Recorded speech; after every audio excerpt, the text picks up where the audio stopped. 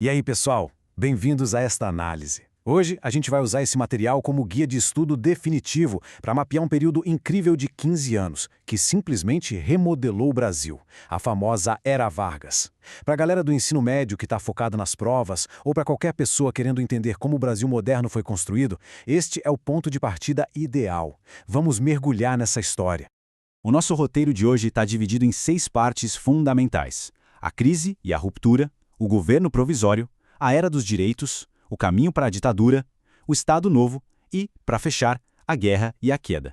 Uma jornada que vai desde uma ascensão dramática até as contradições que derrubaram o regime. Parte 1, a crise e a ruptura. Para entender como Vargas chegou lá, a gente precisa olhar para fora do Brasil primeiro.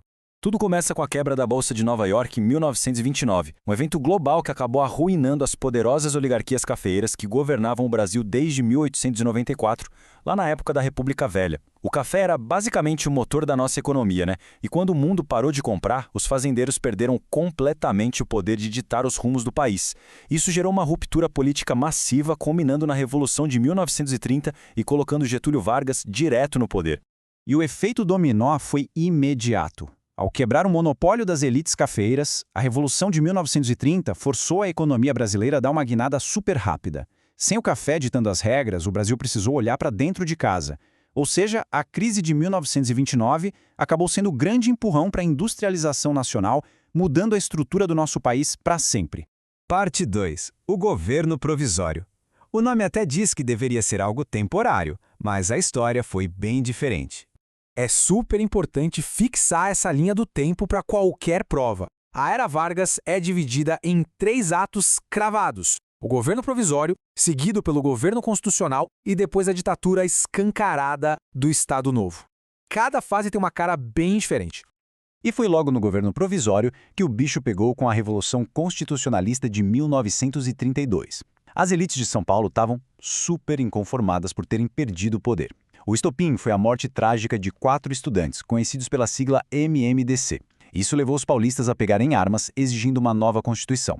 Eles foram esmagados pelo exército em poucos meses, é verdade, mas Vargas foi esperto. Ele mostrou aquele lado populista e conciliou com as elites derrotadas, dando até cargos no governo para eles. Parte 3. A Era dos Direitos.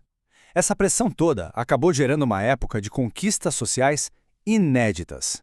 A Constituição de 1934 foi, sem dúvida, uma vitória democrática enorme. E um dos pontos mais importantes aqui, que sempre cai em exame, é a conquista oficial do voto feminino. É um marco gigantesco. Isso, junto com as eleições diretas e o voto secreto, dificultou muito aquelas fraudes antigas da República Velha e trouxe a população para o centro da política. Agora, o impacto dessas leis no cotidiano das pessoas foi uma revolução absoluta. Pela primeira vez, a classe trabalhadora ganhou o direito a um descanso semanal remunerado e férias anuais. E a criação da carteira de trabalho. Nossa, isso deu uma identidade profissional e protegeu o trabalhador contra abusos absurdos, além da jornada máxima de 8 horas. É a base dos direitos trabalhistas que a gente conhece até hoje. Parte 4. O caminho para a ditadura. Pois é, tivemos avanços incríveis, mas a democracia logo começou a desmoronar. A transição do governo democrático para uma ditadura foi pavimentada pelo medo. Em 1935, rolou a Intentona Comunista, um levante falho e sem apoio popular, liderado por Luiz Carlos Prestes. O governo sufocou a revolta rapidinho, mas o pânico na sociedade ficou. E o governo soube usar esse pânico perfeitamente para centralizar o poder nas mãos do Vargas. Aí a gente chega em 1937, com a jogada de mestre para o golpe, o famoso Plano Cohen. Gente, era literalmente uma mentira, uma espécie de fake news da década de 30. O governo anunciou que tinha descoberto um plano de ataque comunista terrível contra o Brasil. Tudo fabricado, mas serviu como pretexto perfeito para cancelar as eleições e fechar o regime. Parte 5. O Estado Novo. E com essa mentira nascia a fase mais autoritária desse período. É só olhar o contraste brutal entre a Constituição de 1934 e a de 1937. A de 37 ficou conhecida como polaca porque tinha forte inspiração nas constituições fascistas da Europa. Ela simplesmente jogou no lixo as liberdades conquistadas 3 anos antes. Vargas ganhou o poder absoluto, extinguiu partidos políticos e acabou com os direitos civis. Mas Como se sustentar no poder absoluto sem que o povo se rebele? A resposta era o DEIP, o Departamento de Imprensa e Propaganda. O DEIP operava de duas formas. De um lado, descia a tesoura da censura em quem falasse mal do governo. Do outro, criava uma propaganda avassaladora nas escolas e rádios, pintando Getúlio como o grande pai dos pobres e herói dos trabalhadores. Um detalhe muito interessante sobre essa época é a Ação Integralista Brasileira, a AIB.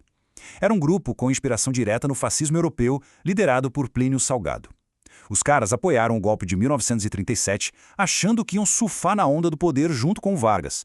Mas Getúlio, centralizador como era, não dividiu o bolo com ninguém e acabou banindo a AIB também. Parte 6. A Guerra e a Queda. Chegou a hora de ver como a mão de ferro começou a perder a força. E aqui fica uma grande curiosidade. Como é que um governo que claramente flertava com o autoritarismo e a estética fascista acaba entrando na Segunda Guerra Mundial do lado dos aliados?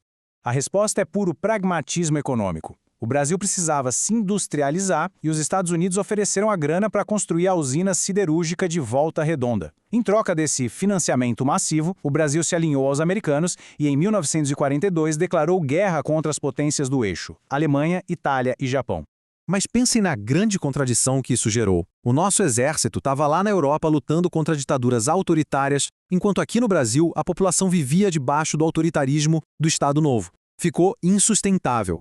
As elites e os militares perceberam a hipocrisia gigantesca da situação e a pressão interna disparou. Vendo que a queda era iminente, Vargas apelou de novo para o povo. Apoiado naquela imagem construída pelo DIP e pelas leis trabalhistas, ele incentivou o queremismo. As classes trabalhadoras foram para as ruas com faixas gritando "Queremos Getúlio", tentando manter o presidente no poder. Mesmo com a mobilização popular, a pressão política foi muito forte. Em 1945, o exército depôs Getúlio Vargas. Era o fim da ditadura e o início de uma nova fase, a República Populista. O governante caiu, mas as marcas daquele período, como a forte industrialização e a consolidação das leis trabalhistas, continuaram vivas. Para fechar nossa análise, fica uma baita reflexão. A Era Vargas foi um divisor de águas. Trouxe direitos sociais, carteira assinada, industrialização, mas à custa de censura, perseguição e ausência de democracia. E a grande pergunta histórica que a gente tem que levar para a vida é essa: o progresso econômico e social pode justificar o fim da liberdade política de um povo? É um debate essencial. Bons estudos a todos e a gente se encontra na próxima.